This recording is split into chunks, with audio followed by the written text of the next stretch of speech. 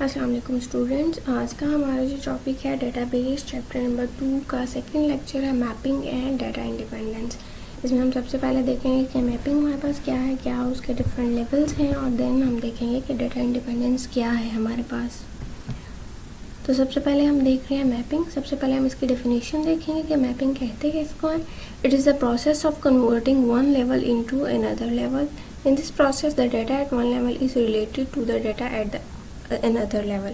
हम बेसिकली इसमें क्या देख रहे हैं कि एक लेवल से जो हमारा डाटा है वो कैसे कन्वर्ट होकर दूसरे लेवल पे जाता है, इसको हम कहते हैं मैपिंग। हमारे पास यहाँ पे बेसिकली दो लेवल्स हैं मैपिंग के, from conceptual to internal mapping. Conceptual level से हमारे पास इंटरनल लेवल पे किस तरह से मैपिंग हो रही है, और from external level to conceptual mapping.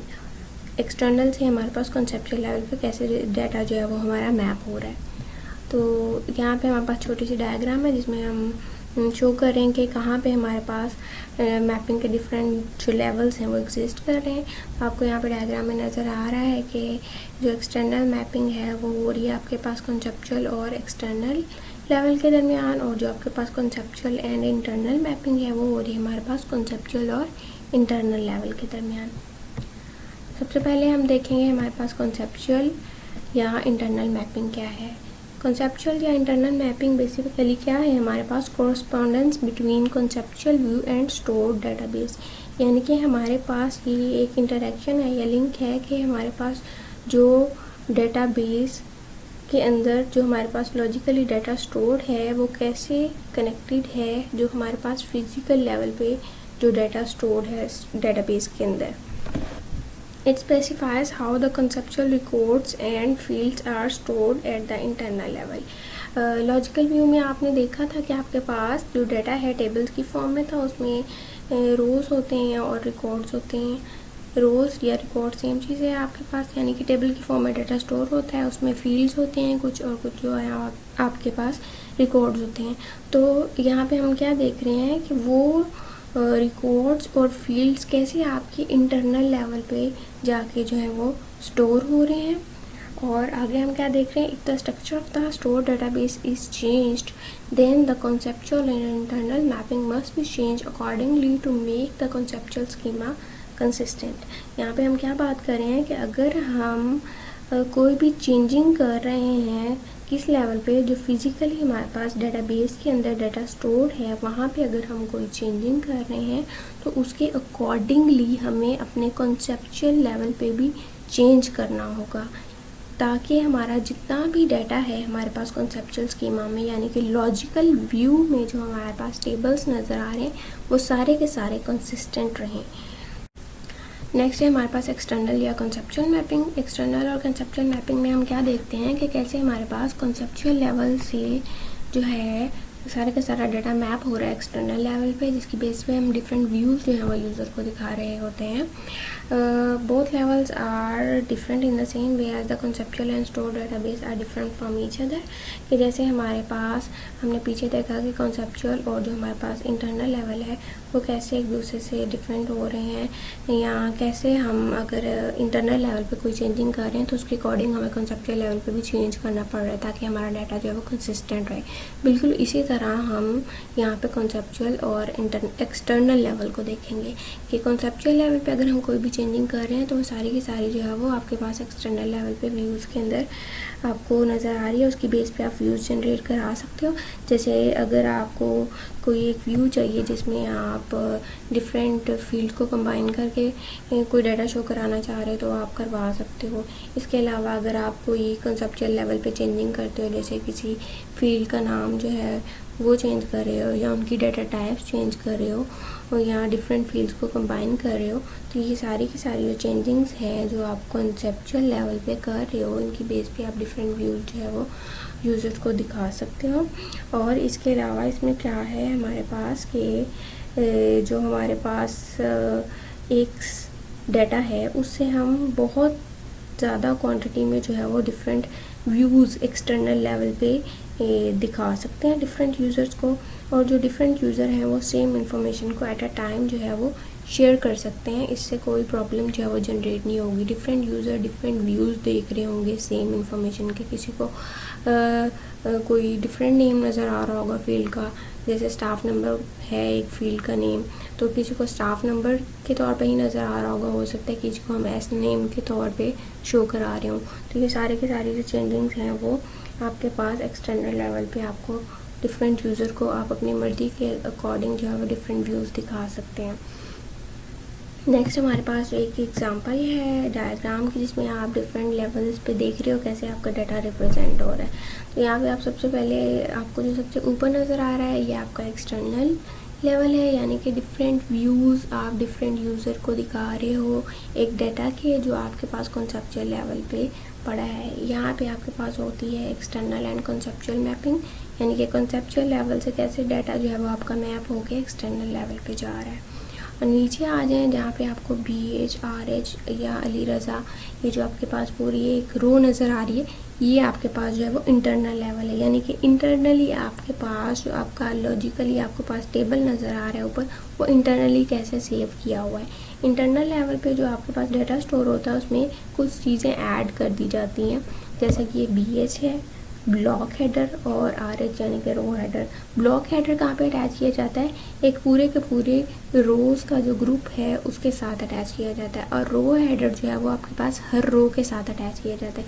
जैसे ऊपर आपके पास जो ये टेबल नज़र आ रहा है नेम DOB और डिपार्टमेंट, इसके अंदर आपको नज़र आ रहे हैं फील्ड्स, तो इस पूरे टेबल का जो एक BH यानी कि ब्लॉक हेडर है और हर रो का अलग से रो हेडर होगा, उसमें कोई ना कोई रो से रिलेटेड इन्फॉर्मेशन होगी, और ब्लॉक हेडर में इन सारी की सारी जो रोज या इस पूरे ब्लॉक से रिलेटेड इन्फॉर्मेशन होगी।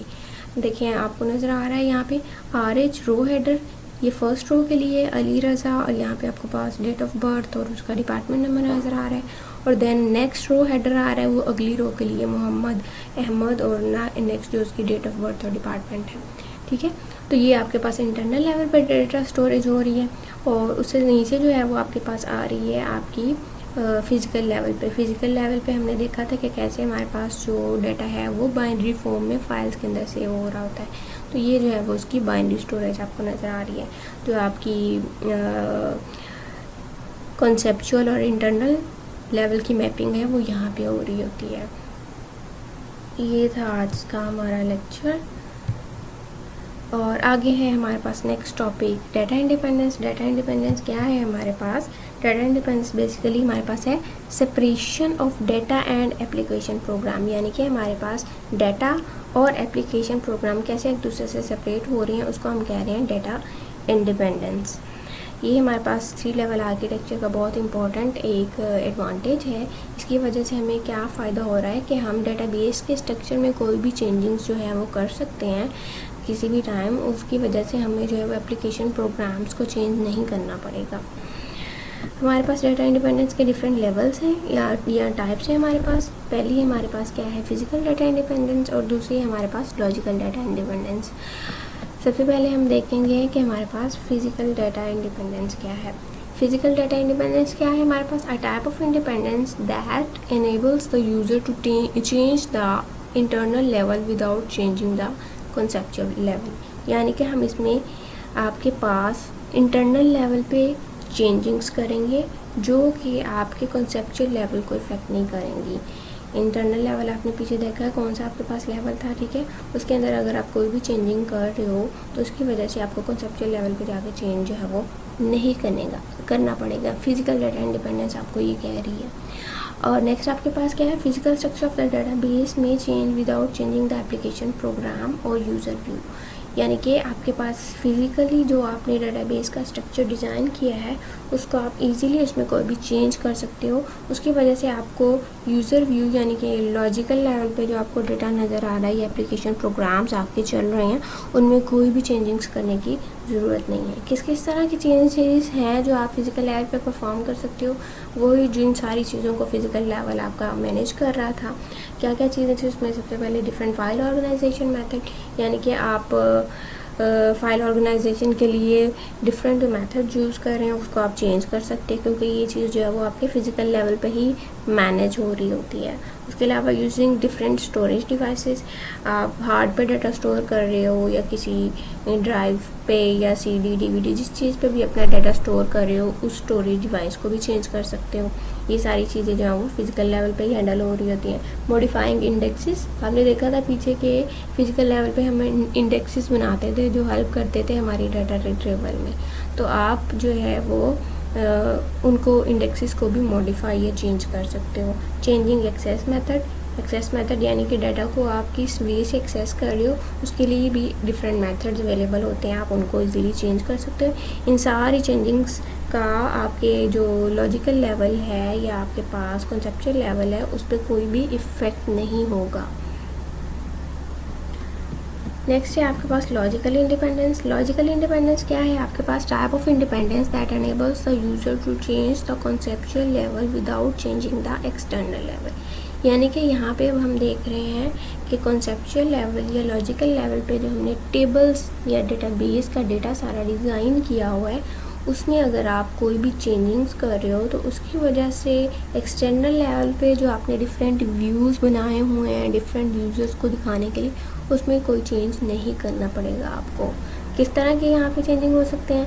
Like adding any change in the logical structure should not effect the external level view. अगर आप लॉजिकल स्ट्रक्चर में कोई भी चेंज ऐड कर रहे हो तो वो जो है आपके एक्सटर्नल लेवल को इफेक्ट नहीं करेगा। नीचे हम देख रहे हैं चेंजिंग्स किस तरह की परफॉर्म कर सकते हैं आप। Adding a file to database के अंदर कोई नई फाइल ऐड करें। लेट सपोज अगर स्टूडेंट का डाटा है तो किसी नए स्टूडेंट का अगर आप डाटा ऐड कर रहे हो या कोई नया डिपार्टमेंट आ गया तो उसकी फाइल्स आपने ऐड करनी है, वो कर सकते हैं। उससे आपके एक्सटर्नल व्यू पे कोई इफेक्ट नहीं आएगा जो यूजर को नज़र आ रहा है। Adding a new field in the file, अगर आपके पास कोई एग्जिस्टिंग फील्ड है जैसे क्लास के स्टूडेंट्स थे, कोई नया स्टूडेंट आ गया है उसका डाटा एंटर करना है एक एग्जिस्टिंग फाइल के अंदर, तो वो आप कर सकते हो। Changing the type of the field, यानी कि आपके पास कोई भी फील्ड है जैसे नेम है या रोल नंबर है या आपके पास एड्रेस है, किसी की भी अगर आप टाइप यानी कि डाटा टाइप चेंज करना चाह रहे हो तो वो चेंज कर सकते हो। यहाँ पे कुछ इस सिचुएशन में थोड़ा बहुत प्रॉब्लम आ सकता है, जैसे लेट्स सपोज अगर आप कहीं पे कोई एंटिटी या कोई रिलेशनशिप रिमूव कर दो और वो आपके पास एक्सटर्नल लेवल पे डाटा या वो एंटिटी शो हो रही हो तो वहाँ पे थोड़ा सा जो है वो प्रॉब्लम आ सकता है कि एक चीज़ जो आपने वहाँ से लॉजिकल लेवल से डिलीट कर दिया या ख़त्म कर दिया है तो उसको उसकी वजह से जो है वो आपका एक्सटर्नल लेवल जो है वहाँ पे जो है प्रॉब्लम आ सकती है। तो इस चीज़ को थोड़ा ख्याल रखना पड़ता है कि ये जो सारे चेंजेस हम कर रहे हैं वो एक्सटर्नल लेवल को इफ़ेक्ट ना करें। ये आज का हमारा लेक्चर था। Thank you.